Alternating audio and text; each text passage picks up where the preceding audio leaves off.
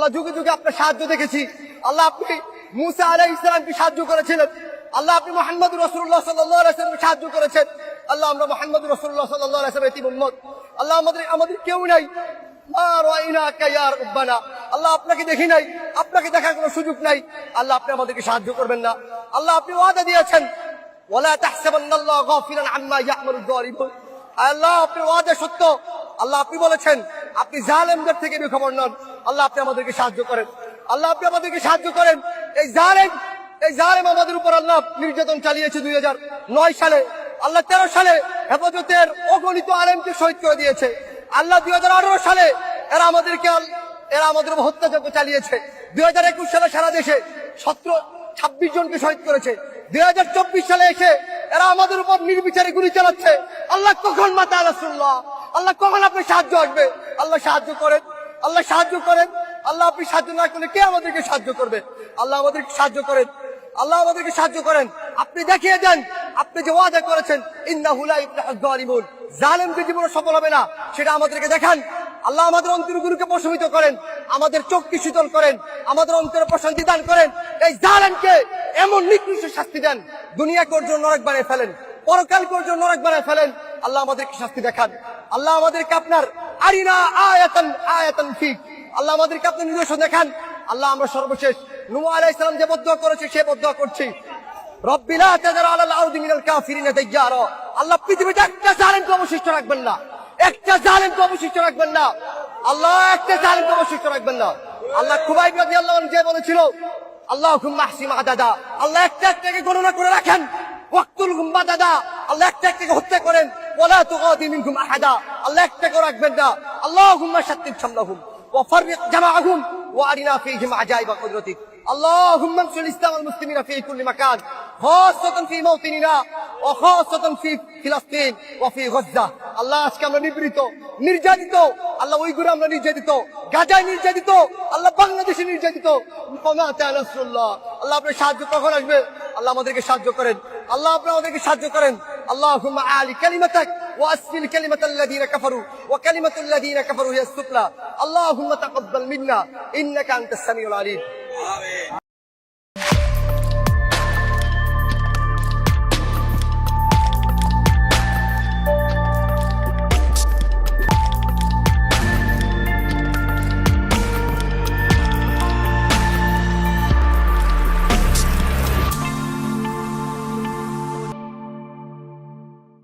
ফজা পাগলা সংসদে হেভি মুক্তিযুদ্ধ দেখছেন তো?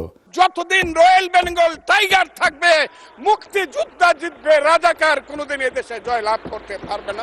বিএনপির অন্যান্য এমপি মন্ত্রীরাও আমি তো এই নিয়ে এপিসোড করেছি। আবার দেখলাম জামাতের এমপি শাহজাহান সাহেব কইছে গোলাম আজম নাকি স্বাধীন পূর্ব পাকিস্তানের স্বপ্ন দেখেছেন। এই সংসদ একটা নাট্যশালা হয়ে যাইতেছে। মাঝে মাঝে দেখি এনসিপি মুক্তিযুদ্ধ করে চিক্কর পারে। মুক্তিযুদ্ধের নতুন রূপ তৈরি হয়েছে, মুক্তিযুদ্ধের নবায়ন হয়েছে। আমি এখন কই যাই, সবাই দেখে মুক্তিযোদ্ধা হয়ে গেছে, খালি আমি একাই রাজাকার হয়ে গেলাম।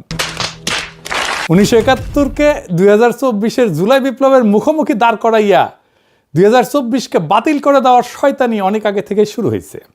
এই শয়তানিটা শুরু করছে বিএনপি, পিছে ছিল ইন্ডিয়া আর আওয়ামী লীগের ন্যারেটিভ পাওয়ার। তাই জুলাইকে একটা দার্শনিক আর ঐতিহাসিক ভিত্তির উপরে দাঁড় করাতে না পারার দায় এখন পুরা জুলাইকে দিতে হইতেছে। মুক্তিযুদ্ধের ধারাবাহিকতায় নাকি জুলাই হয়েছে, এ বয়ান আগে আনে আসিফ নজরুল। আবার নাহিদ সংসদে দাঁড়ায় সে আসিফ নজরুলের কথা ধার করিয়া কইতেছে জুলাইয়ের মধ্য দিয়ে মুক্তিযুদ্ধের নবায়ন হয়েছে। হ্যাঁ, জুলাই মুক্তিযুদ্ধেরই ধারাবাহিকতা। শুনেন, জুলাই গণ অভ্যুত্থানের মধ্য দিয়ে মুক্তিযুদ্ধের নতুন রূপ তৈরি হয়েছে, মুক্তিযুদ্ধের নবায়ন হয়েছে। ভাই মুক্তিযুদ্ধের চেতনা কোট আনকোট এইটার বিরুদ্ধেই তো জুলাই হয়েছে। শুনিছেন? একবার আসিফ নজরুলকে দিয়ে আসা ইন্টারিম বানায়া এলো, তারপরেও এদের শিক্ষা হয় না। 1971-এর ধারাবাহিকতায় জুলাই আসে নাই। 1971-এর সাথে জুলাইয়ের কোনো সম্পর্কই নাই। সম্পর্ক থাকলে জুলাইকে 71 দিয়ে ব্যাখ্যা করা যাইতো, সেটা করা যায় না। 1971 ছিল আমাদের ভুল ঠিকানা, 1947-ও ছিল তাই 2024 আমাদের ডেস্টিনি। 2024 1971-এর পোলা না, 2024 1971-এর বাপের বাপ। সেই বাপকে 1971 চিনতে পারে নাই। আমি জানি আমার কথায় মেলা হাউকাউ হবি, কিন্তু যদি বাইসে থাকি এই ন্যারেটিভ প্রতিষ্ঠা করে দিয়ে যাব ইনশাল্লাহ। আসেন আল্লাহর নামে শুরু করি। 16 জুলাই 2024 রংপুর বেগম রোকেয়া বিশ্ববিদ্যালয়ের সামনের রাস্তায় একটা ছেলে দাঁড়াইছে, হাতে শুধু একটা লাঠি, সামনে পুলিশ, শটগান উঁচায়, কয়েক গজ দূরত্ব মাত্র। ছেলেটা পিছায় না, উল্টা সামনে আগায় যায়, 2 হাত ছড়ায় দেয়, বুক চিতায় দাঁড়ায়। সে যেন বলতেছে গুলি করো, আমি প্রস্তুত। ঠিক কিনা? তাই তো, পুলিশ গুলি করলো। প্রথম গুলি ছেলেটা টলল না, দ্বিতীয় গুলি ছেলেটা মাটিতে পড়লো। আবু সাইদ, বয়স মাত্র 22। এই এক দৃশ্যের ভেতরে পুরা 2024-এর রহস্য, পুরা না বলা কথা লুকায় আছে। আবু সাইদ মরতে যায় নাই, সে জীবন দিতে গেছিল। মরতে যাওয়া আর জীবন দিতে যাওয়া দুইটা এক জিনিস না। মরতে যাওয়া বলতে কি বুঝি? রাস্তায় বাস উল্টায় মানুষ মারা যায়, রোগে মানুষ মারা যায়, ছিনতাইকারীদের ছুরিতে মানুষ মারা যায়। 71-এ পাকিস্তানি বাহিনীর হাতে গ্রামে গ্রামে মানুষ মারা গেছে, কেউ ঘরের ভেতরে, কেউ পালাইতে গিয়া, কেউ স্ত্রী সন্তান বাঁচাইতে গিয়া, এসব মৃত্যু। কিন্তু কেউই মরতে যায় নাই, তারা বাঁচতেই চাইছেন, মৃত্যু আইসা পড়ছে। এমনকি 1971-এর রণাঙ্গনের মুক্তিযোদ্ধারাও, যিনি অস্ত্র হাতে যুদ্ধে গেছিলেন, তিনিও বাঁচার আশায় গেছিলেন, জিতে ফিরে আসবো এই ভরসায়।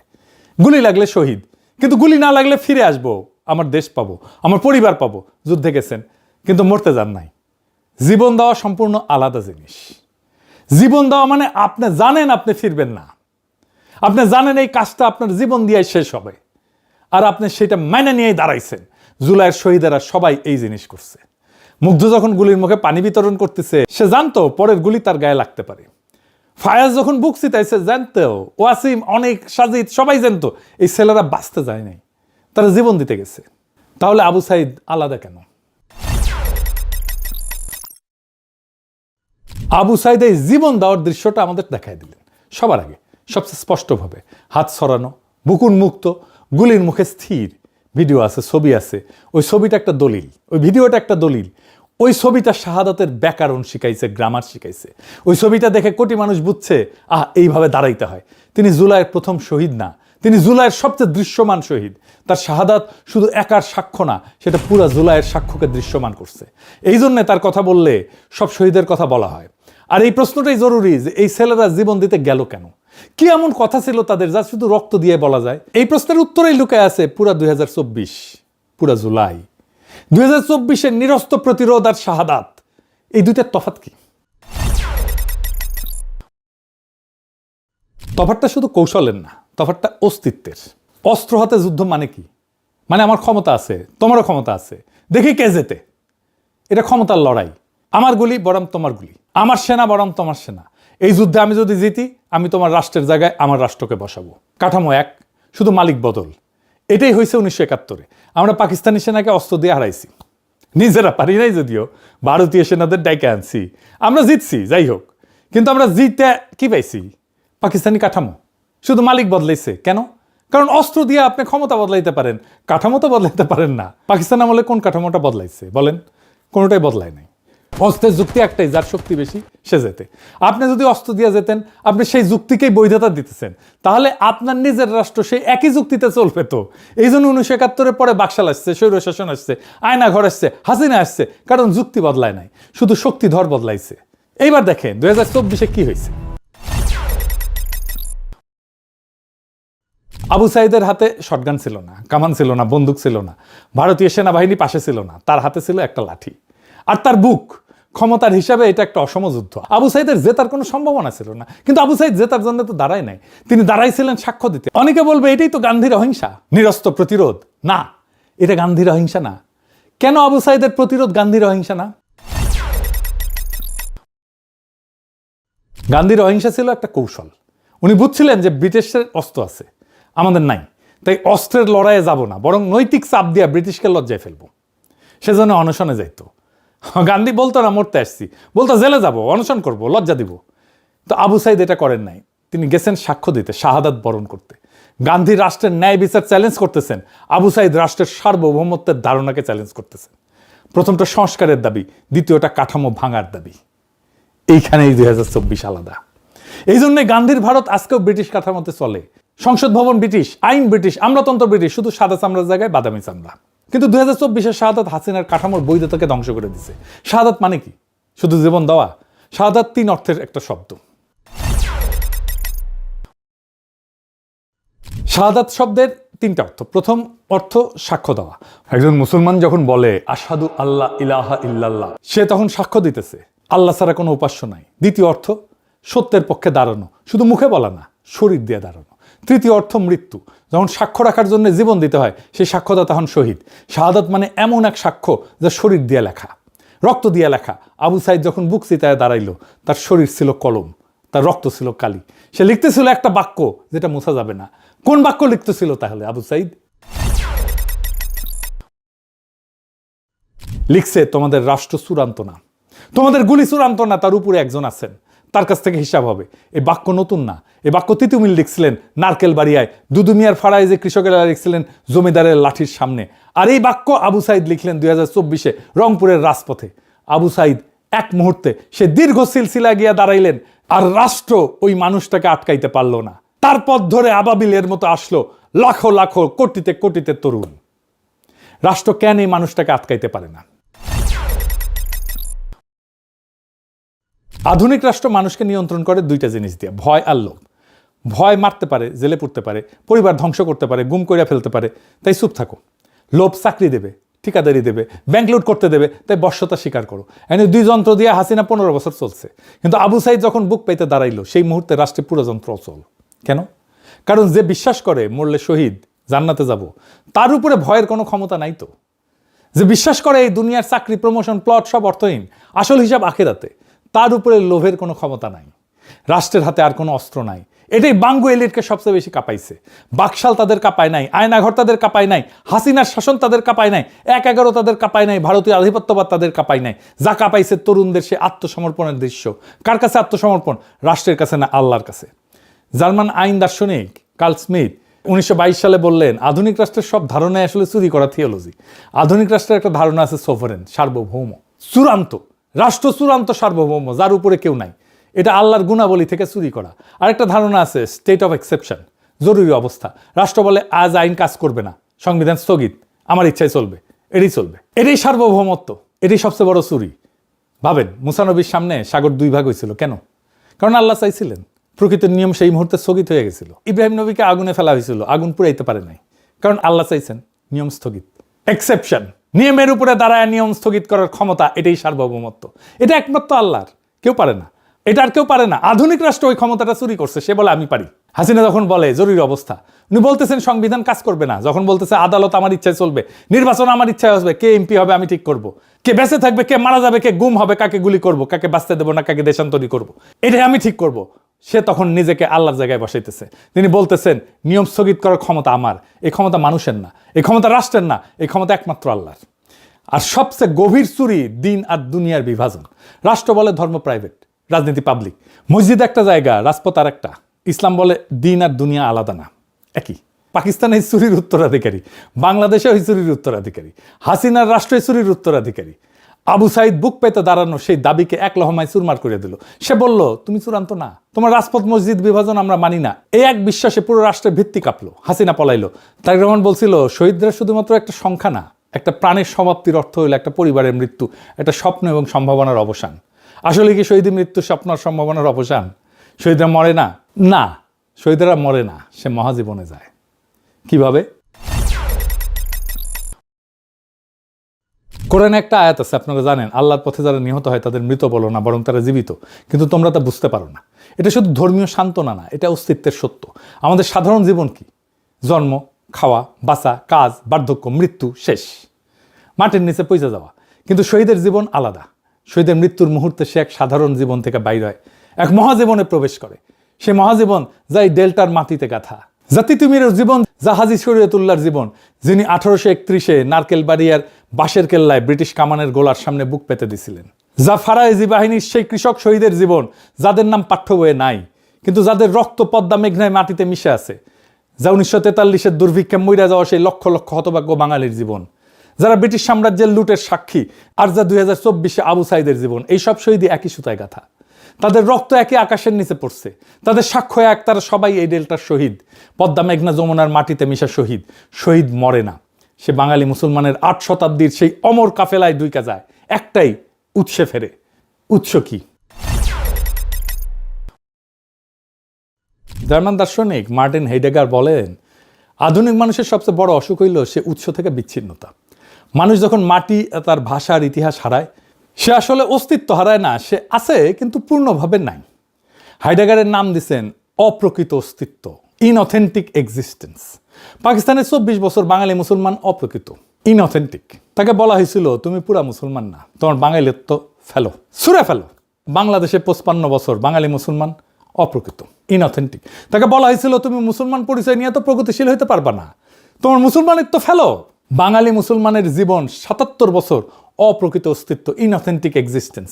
আরবের 4th শতাব্দীর মহান চিন্তক ইবনে খালদুন 600 বছর আগে এই কথা ভিন্ন ভাষায় বলছিলেন। তিনি একটা শব্দ ব্যবহার করে বলছিলেন আসাবিয়া, গোষ্ঠী চেতনা, মাটির বন্ধন। ইবনে খালদুন বললেন যেই জাতির আসাবিয়া হারায় সে পতিত হয়, যেই জাতি আসাবিয়া পুনরুজ্জীবিত করে সে আবার উঠে দাঁড়ায়। 2024 আসাবিয়ার পুনরুজ্জীবন, পতিত জাতির পুনরুত্থান। আবু সাইদ যখন বুক চিতায় দাঁড়াইলেন, তিনি এক মুহূর্তে আমাদের জাতিকে আসাবিয়া ফিরিয়ে দিলেন। এইটাই উৎসে ফেরা। কোন উৎসে ফেরা? বাঙালি মুসলমানের উৎস এই গাঙ্গেয় বদ্বীপে, এই ডেল্টায়, নদীতে, পলিমাটিতে, কৃষকের ঘামে। বাংলা ইসলাম আসছে নদীর সাথে, কৃষির সাথে, পীর দরবেশের সাথে, স্থানীয় সমাজের সাথে মিশা। বাঙালি মুসলমান এই মাটির সন্তান। তাহলে তার উৎসে ফেরা মানে তার নিজের 8 শতাব্দীর ইতিহাসে ফেরা। যে ইতিহাস 47 চাপা দিছিল, যে ইতিহাস 71 চাপা দিছিল। আসেন এইবার সেই ইতিহাসটা দেখি। 8 শতাব্দীর চাপা পড়া কণ্ঠস্বর কি ছিল সেই ইতিহাস? বাঙালি মুসলমান 1000 বছর ধরে 4টে জিনিস চাইছে, একসাথে চাইছে। প্রথম, জমির অধিকার। দ্বিতীয়, কেন্দ্রের বিরুদ্ধে প্রান্তের অধিকার। তৃতীয়, বাংলার ভূখণ্ডের নিজস্ব রাজনীতি। চতুর্থ, নাগরিক মর্যাদা। বাঙালি মুসলমান, এই মাটির মানুষ, এই 3টাই পূর্ণ। এই 4-5টা বড় মুহূর্ত আসছে বাঙালি মুসলমানের জীবনে, দুর্ভাগ্যজনকভাবে একবারে আসেনি। 1 নম্বর মুহূর্ত কখন আসছে? সেইটা ছিল বঙ্গীয় সুলতানি আমল। শামসুদ্দিন ইলিয়াস শাহ 1352 সাল। প্রথম দিন বাংলা দিল্লির প্রদেশ না, নিজেই রাষ্ট্র। প্রথম দিন বাঙালি জানলো আমাদের শাসন করতে দিল্লি লাগে না, আমরাই পারি। এই স্মৃতি 2024-এ ফিরল, যখন আমরা বললাম ভারত আমাদের নিয়তি ঠিক করবে না, দিল্লি না ঢাকা, ঢাকা ঢাকা।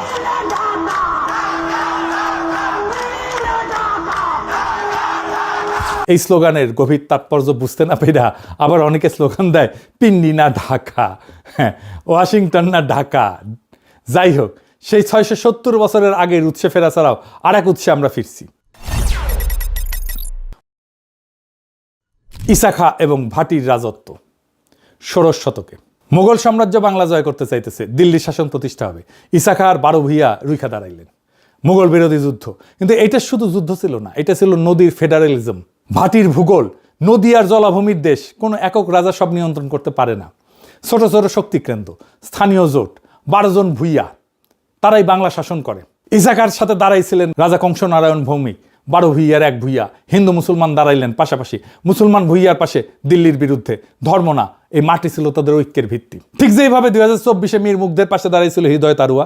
400 বছর পরে একই ব্যাকরণ। সেই একই ফেডারেলিজমের কল্পনা ছিল 1940-এ আবার শেরে বাংলা ফজলুল হকের লাহোর প্রস্তাবে। তিনি ভারতের সংখ্যালঘুদের একাধিক রিপাবলিক চাইছিলেন। সেই ধারণায় 1966-তে 6 দফায় ফিরছিল। জিন্না ইন্ডিয়ার কাছে যা যা চাইছিলেন, আমরা 6 দফায় পাকিস্তানের কাছে তাই চাইছি। বিষয়টা ব্যাখ্যা করি, আরো গভীরে গিয়া মজা লাগবে। দেখেন একটা আশ্চর্য মিল। জিন্না 1940-এর লাহোর প্রস্তাবে ভারতের কাছে কি চেয়েছিলেন? মুসলমানদের জন্য আলাদা অটোনমি, অটোনোমাস ইউনিট, নিজস্ব আইনসভা, নিজস্ব শিক্ষা ব্যবস্থা, নিজস্ব অর্থনৈতিক নিয়ন্ত্রণ, কেন্দ্রের হাতে শুধু প্রতিরক্ষা আর পররাষ্ট্র, বাকি সব প্রদেশের। মুসলমানরা ভারতের সংখ্যালঘু, তাই তাদের সুরক্ষা দরকার কেন্দ্রের হিন্দু সংখ্যাগরিষ্ঠ থেকে, তাই না? মুজিব 1966-তে 6 দফায় পাকিস্তানের কাছে কি চাইলেন? বাঙালিদের জন্য ফেডারেল অটোনমি, নিজস্ব আইনসভা, নিজস্ব মুদ্রা, নিজস্ব রাজস্ব, নিজস্ব মিলিশিয়া, কেন্দ্রের হাতে শুধু প্রতিরক্ষার পররাষ্ট্র, বাকি সব প্রদেশের। বাঙালিরা পাকিস্তানের সংখ্যাগরিষ্ঠ, কিন্তু পশ্চিম পাকিস্তানি এলিটের নির্যাতনে সংখ্যালঘুর মতো বঞ্চিত, তাই তাদের সুরক্ষা দরকার কেন্দ্রের পাঞ্জাবি উর্দু আধিপত্য থেকে। দেখলেন তো, একই দাবি, একই যুক্তি, একই কৌশল। জিন্না ভারতের কাছে যা চাইছেন, মুজিব পাকিস্তানের কাছে ঠিক একই জিনিসটা চাইতেছেন। 6 দফা লাহোর প্রস্তাবের বাংলা অনুবাদ, আর কিছু না। জিন্না ভারত ছাড়তে চান নাই, ভারতের ভিতরে অটোনমি চাইছেন, কংগ্রেস দিল না, তিনি বাধ্য হয়ে আলাদা রাষ্ট্র করলেন। মুজিব পাকিস্তান ছাড়তে চান নাই, পাকিস্তানের ভিতরে অটোনমি চাইছেন, ভুট্টো ইয়া দিল না, তিনি বাধ্য হয়ে আলাদা রাষ্ট্র করলেন। পাকিস্তান বাধ্য হয়ে, বাংলাদেশও বাধ্য হয়ে। দুটাই কারেকশন, দুটাই প্ল্যান বি। জিন্নার প্ল্যান এ ছিল ভারতের ভিতরে মুসলমানের অটোনমি, ব্যর্থ হয়েছে। তারপরে প্ল্যান বি হয়েছে পাকিস্তান। মুজিবের প্ল্যান এ ছিল পাকিস্তানের ভিতরে বাংলার অটোনমি, ব্যর্থ হয়েছে। Plan B Bangladesh. 2 ফাউন্ডার, একই প্লেবুক। আর এই জন্যেই দুই রাষ্ট্র শেষমেশ একই রকম হয়ে গেল। কারণ যেই রাষ্ট্রের প্ল্যান এ ছিল অন্য রাষ্ট্রের ভিতরে থাকা, সেই রাষ্ট্র প্ল্যান বি হিসেবে দাঁড়াইলেও কখনো নিজস্ব ডেস্টিনি তৈরি করতে পারে না। সে শুধু আগের কাঠামোর কপি বানায়। পাকিস্তান ব্রিটিশ ভারতের কাঠামোর কপি, শুধু মুসলমান পরিচয়ের পোশাকে। বাংলাদেশ পাকিস্তানের কাঠামোর কপি, শুধু বাঙালি পরিচয়ের পোশাকে। দুটোই অন্যের ছায়া, নিজস্ব ভিত্তি নাই। এই জন্যই 2024 ভিন্ন। 2024 কারো ভিতরে অটোনমি চাইতেছে না। 2024 কারো প্ল্যান বি না। 2024 প্ল্যান এ, 800 বছরের পূর্ববঙ্গীয় ডেস্টিনির সরাসরি আর্টিকুলেশন। প্রথমবার এইবার আসেন আগের আলাপে ফিরে যায়। 3 নম্বর মুহূর্ত কোনটা ছিল? ফারাজি আন্দোলন। হাজী শরীয়তুল্লাহ, তারপর তার ছেলে দুদু মিয়া। পাঠ্য বই বলে যে ধর্মীয় সংস্কার আন্দোলন, নামাজ ঠিকঠাক পড়ো, এইটুকুই। পাঠ্য বই মিথ্যা বলে। ফারাজি ধর্মের ভাষা নিয়ে রাজপথে নামছে, জমিদার নীলকর ঔপনিবেশিক অন্যায়ের বিরুদ্ধে। ধর্ম মসজিদে আবদ্ধ থাকলো না, ধর্ম জমির রাজনীতিতে ঢুকলো। দুদু মিয়ার সংগঠন প্রতি 10টা পরিবারের একটা প্রধান, নিজেদের আদালত, নিজেদের বিচার। জমিদার আক্রমণ করলে কৃষক একসাথে দাঁড়ায়। এটা শুধু আন্দোলন না, এটা সমান্তরাল সমাজ, ধর্মের ভিত্তিতে তৈরি, লক্ষ্য জমির ইনসাফ। এখানে নতুন জিনিস জন্মাইল, জনগণের রাজনৈতিক ধর্ম। জনগণের এই রাজনৈতিক ধর্মকেই বাংলো এস্টাবলিশমেন্ট ভয় পায়, ইন্ডিয়া ভয় পায়। আপনি ধর্মকে অন্দরমহলে ঢুকাই দিতে চাইলেও পারবেন না, কারণ তার কালেকটিভ মেমোরি বিদ্রোহ করবে। তার কালেকটিভ মেমোরিতে আছে তো। ইতিহাস চাপা পড়লো 1971-এ হাসিনা বাপের আমলে। হাসিনা আমলে 2 বাপ বেটেই বললো ধর্ম মসজিদে থাকবে। এটাই সেকুলারিজম। জাতীয় মসজিদে জুম্মার সময় যুদ্ধ বেশে পুলিশ পাহারা দিত, আলাকসা মসজিদের মতো। বাইতুল মোকাররমের ভিতরে ঢুকে গুলি করছিল মুসল্লিদের পিটাইছিল। কিন্তু 170 বছর পরে 2024-এ এই ইতিহাস ফিরল, যখন তরুণরা রাজপথে যায় নামাজ বিছাইল, যখন বিজয়ের মুহূর্তে সেজদা দিল। দুদু মিয়ার বংশধররা আবার জাগলো। আবু সাইদ এই বংশধর, তিনি যেই সিলসিলায় দাঁড়াইছিলেন সেটাই ফারাইজের সিলসিলা। এরপরের মুহূর্ত কোনটা? 1905 বঙ্গভঙ্গ। কলকাতার ভদ্রলোকরা বঙ্গভঙ্গের বিরুদ্ধে দাঁড়াইল, জাতীয় অপমান বলল। রবীন্দ্রনাথ গান লিখলেন, আমার সোনার বাংলা আমি তোমায় ভালোবাসি।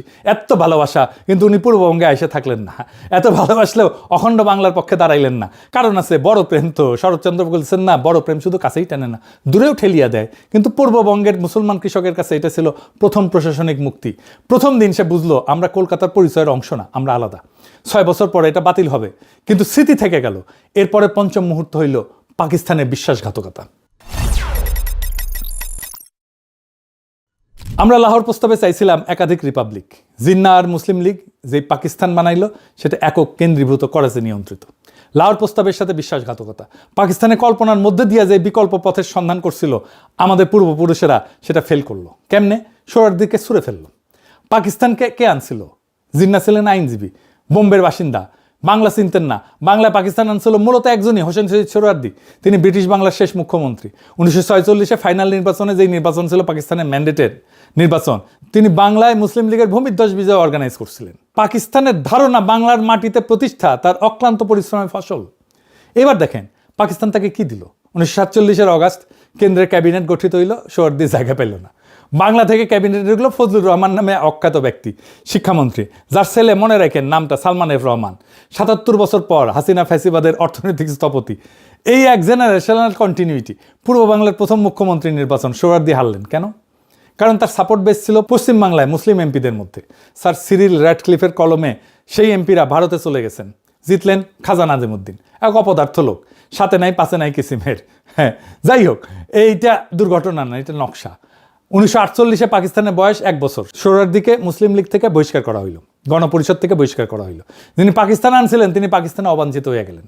পাকিস্তানের জন্মের প্রথম বছরে যে বাঙালি তাকে আনছিল তাকে ছুঁড়ে ফেলে দিছে। এটা ভুল সিদ্ধান্ত না, এটা পাকিস্তানের ডিএনএ ছিল। আর এই ছুঁড়ে ফেলা সোহরাওয়ার্দী কি করলেন? নতুন দল গঠন করলেন, আওয়ামী মুসলিম লীগ। মৌলানা ভাসানী সভাপতি। পাকিস্তানের বছর 2 বছর।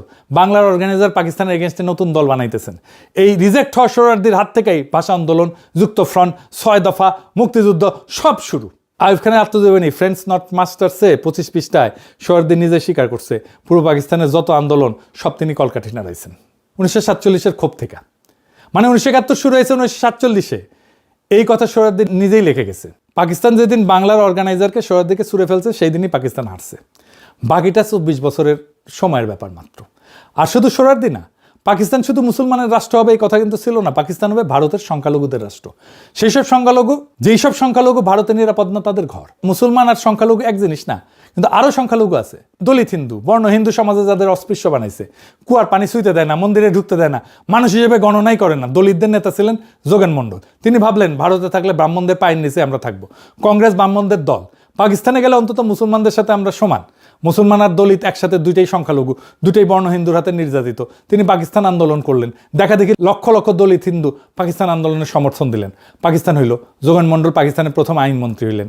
তারপর কি হইল, কয়েক বছরের মধ্যে দলিতদের উপরে নির্যাতন শুরু, জমি দখল, মন্দির ভাঙা, মেয়েদের তুলে নেওয়া। হিন্দু তা সে দলিত হোক, ব্রাহ্মণ হোক, হিন্দুই, পাকিস্তানে সে অপান্তীয়। যোগেন মন্ডল মন্ত্রী থেকে দেখতেছেন, কিছুই করতে পারতেছেন না। যার সমর্থনে আসছেন তাদেরকেই বাঁচাইতে পারতেছেন না। 1950 সাল তিনি পদত্যাগপত্র লিখে রাতের অন্ধকারে ভারত পালাইলেন। পদত্যাগপত্রে লিখলেন, জিন্নাকে বিশ্বাস করছিলাম, ভুল করছিলাম, দলিতদের পাকিস্তানে নিয়ে আসার জন্য আমি দায়ী, এই দায় আমি বহন করব। যে দলিত হিন্দুরা যোগেন মন্ডলের কথায় পাকিস্তান চাইছিলেন, তারা কোন মুখে তাকে দেখবেন? পাকিস্তান তাদেরও বিশ্বাসঘাতকতা করছে। দুইটা ঘটনা পাশাপাশি দেখেন, সোহরাদ্বীপ বাঙালি মুসলমান, পাকিস্তান আনছেন 1948 ছুড়ে ফেলে। যোগেন মন্ডল দলিত হিন্দু, পাকিস্তান আনছেন 1950 পালাইতে বাধ্য। পাকিস্তান জন্মের 3 বছরের মধ্যে তার 2 ফাউন্ডারকে ছুড়ে ফেলছে। এটা দুর্ঘটনা না। পাকিস্তান বাঙালিদের কণ্ঠস্বর গ্রহণ করার জন্য ডিজাইন করা ছিল না, দলিতদের কণ্ঠস্বর গ্রহণ করার জন্য ডিজাইন করা ছিল না। পাকিস্তান ছিল পাঞ্জাবি উর্দুভাষী আশরাফ এলিটের জন্য একটা যন্ত্র। বাকি সবাই বাঙালি হোক, দলিত হোক, সিন্ধি হোক, বেলুচ হোক, সবাই আজাইরা, সবাই ঝামেলা। চাইছিলাম এক জিনিস, পাইলাম আর এক জিনিস, দেখালো মুরগি, খাওয়াইলো ডাল। এই ভুলের সংশোধনী 71, কিন্তু সেটাও হয়ে উঠলো আর এক বিশ্বাসঘাতকতা। 1971 বাস্তব ঘটনা। স্বাধীন বাংলাদেশে জন্ম হয়েছে, কিন্তু নর্মাল ডেলিভারি না, সিজার করা লাগিছে। ডাক্তার ছিল ইন্ডিয়া।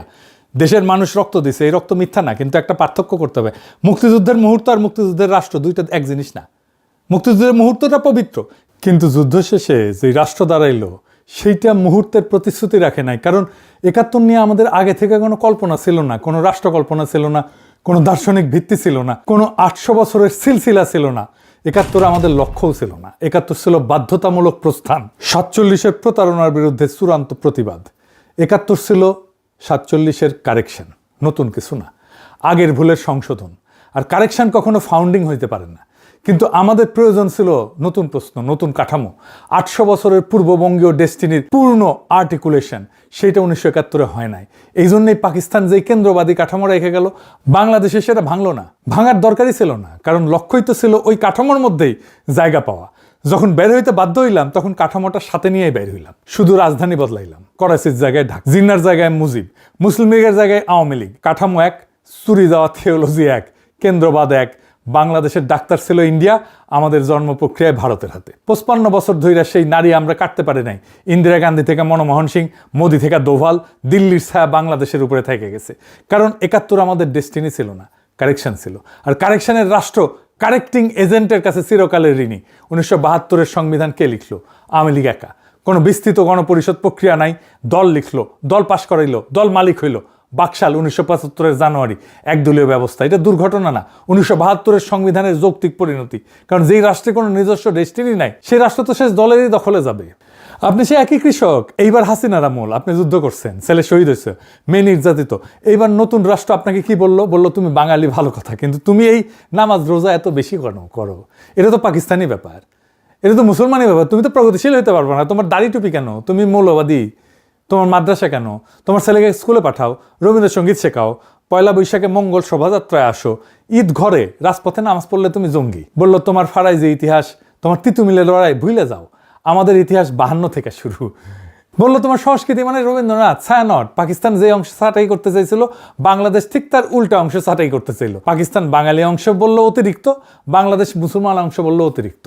আমরা পাকিস্তানে ছিলাম অতিরিক্ত বাঙালি, বাংলাদেশে হয়ে গেলাম অতিরিক্ত মুসলমান। আমাদের বাঙালি অংশ বাড়তি না, আমাদের মুসলমান অংশ বাড়তি না, দুইটা একই লড়াই, শুধু দুই দিকে, দুইটাই অর্ধেক রাষ্ট্র, দুইটাই ফেল্ড এক্সপেরিমেন্ট। পাকিস্তানের 24 বছর, বাংলাদেশের 53 বছর, মোট 77 বছর। এই 77 বছরে আমরা একদিনও পূর্ণ ছিলাম না। 2024-এ সে বদ্ধ দরজা ভাঙলো। 2024-এ যা ফিরে আসছে সেটা ছিল অভিনব একটা ব্যাপার। ফিরে যায় আবু সাইদের সেই ছবিতে। এই দৃশ্যের পেছনে কিসের ছায়া? ফারাজির ছায়া, দুদুমিয়ার ছায়া, তিতুমিরের ছায়া। 170 বছর আগে যে কৃষক জমিদারের লাঠির সামনে বুক চিতায় দাঁড়াইছিল তাদের ছায়া। আবু সাইদ তাদেরই বংশধর। বিজয়ের সন্ধ্যায় শাহবাগ টিএসসিতে যে সেজদা, সেটা ফারাইজির সিলসিলা পুনরুত্থান। 71-এর রাষ্ট্র ফারাইজির গ্রামার মুছে ফেলছিল, বলছিল ধর্ম মসজিদে থাকবে, রাজপথ সেকুলার। কারণ 71-এর কাঠামো ছিল 47-এর কাঠামোর কপি। এটাই দিন আর দুনিয়াকে আলাদা করছিল। 2024 সেই বিভাজনকে ভাঙলো। অগাস্টে যেই বাহিনী জনতার সাথে একাত্ম হইল, কি স্লোগান দিল? নারায়ে তাকবীর। শুনেছেন? 1975-এর 7ই নভেম্বর সিপাহী বিপ্লবের দিন বিপ্লবী সিপাহীরা একই স্লোগান দিছিল। এই স্লোগান ভাটির ফেডারেল বাংলার স্মৃতি। সিপাহী প্রজা একসাথে, বাহিনী জনতা একসাথে, কেন্দ্রের বিরুদ্ধে প্রান্তের ঐক্য। 400 বছর পরে ইসাখার স্মৃতি ফিরল। আর কোনো একক জাতির পিতা নাই। 47-এ ছিল জিন্নাহ, 71-এ মুজিব, দুইটাই বংশতন্ত্র। কিন্তু এটা দুর্ঘটনা না। জিন্নাহ মুজিব দুইজনেই প্ল্যান বি এর ফাউন্ডার। জিন্নাহ ভারতের ভিতরে অটোনমি চাইছিলেন, পান নাই, পাকিস্তান নিলেন। মুজিব পাকিস্তানের ভিতরে অটোনমি চাইছিলেন, পান নাই, বাংলাদেশ নিলেন। প্ল্যান বি এর রাষ্ট্রের একক পিতা লাগে, কারণ সেই পিতা ছাড়া রাষ্ট্রের জাস্টিফিকেশন নাই। আমি প্রতিষ্ঠা করছি, তাই আমি মালিক, এই দাবিতেই রাষ্ট্র দাঁড়ায়। 2024 প্ল্যান এ। কারো ভিতরে অটোনমি চাইতেছে না, কারো বিকল্প না। প্ল্যান এর কোনো একক পিতা লাগে না, কারণ প্ল্যান এর ভিত্তি একজন মানুষের কর্মে না। 800 বছরের সিলসিলায় আবু সাইদ আছেন, মুগ্ধ আছেন, ফায়াজ আছেন, কিন্তু কেউ পিতা না, সবাই সাক্ষী। ভাটির 12 ভূঁইয়ার গ্রামার ফিরল। কোনো একক সম্রাট না, বহু কেন্দ্র, বহু কণ্ঠস্বর, সবাই এই মাটির পক্ষে। আর হাসিনার পলায়ন ভারতে, এই দৃশ্যটা মনে রাখেন। 1971-এ পাকিস্তানি বাহিনী ভারতীয় যৌথ কমান্ডের কাছে আত্মসমর্পণ করছিল। সিজারের ডাক্তার ছিল ইন্ডিয়া। 2024-এ মুজিব বংশের শেষ উত্তরাধিকারী সেই ভারতেই পলাইলো শরণার্থী হয়ে। 53 বছর পর সিজারের সেই ডাক্তার আসলে কি ছিল সেটা প্রকাশ হইল। হাসিনা পলায়নের মধ্যে দিয়ে মুক্তিদাতা ছিল না, মালিক ছিল, মালিক। সে দাসকে নিয়ে গেছে। 71-এ যাকে আমরা মুক্তিদাতা ভাবছিলাম, আসলে ছিলেন আমাদের নারী ধরা মালিক। হাসিনা পলায় গিয়া সেই মালিকের পায়ের কাছে আশ্রয় নিল। আর সেই মুহূর্তে ভারতের ছায়া বাংলাদেশের উপর থেকে সরে গেল। 53 বছর ধরে যেই নারী আমরা কাটতে পারি নাই, 2024-এ সেটা কাটা পড়লো। কে কাটলো? আবু সাইদ, মুগ্ধ, ফায়াজ, সব শহীদ। তাদের রক্ত সেই নারী কাটার ছুরি। কারণ যেই রাষ্ট্রের নিজস্ব ডেস্টিনি নাই, সে চিরকাল কারেক্টিং এজেন্টের কাছে ঋণী। কিন্তু যে রাষ্ট্রের 800 বছরের সিলসিলা আছে, সে কারো কাছে ঋণী না। ইসাকা যেইভাবে কোনো বিদেশি বন্ধুর সাহায্য ছাড়া কেন্দ্রের বিরুদ্ধে দাঁড়াইছিলেন, 2024-এ সেই গ্রামারে ফিরল। 47 ছিল ব্রিটিশের দয়া, 71 ছিল ভারত ধাত্রী। 2024 কারো ছায়া না, নিজস্ব শক্তিতে প্রথমবার এনসিপি আপনাদের মুক্তিযুদ্ধের ধারাবাহিকতার বয়ান ছাড়েন। 2024 ধারাবাহিকতা না। 2024 47 আর 71-এর বিরুদ্ধে 8 শতাব্দীর প্রতিশোধ। সেই প্রতিশোধের ব্যাকরণ, এই প্রতিরোধের সিলসিলা যারা জানে না, তারা জুলাইকে বোঝে না। এই প্রতিশোধের আগুন নিভতে দেব না, নেভানো যাবে না। ইনকিলাব জিন্দাবাদ।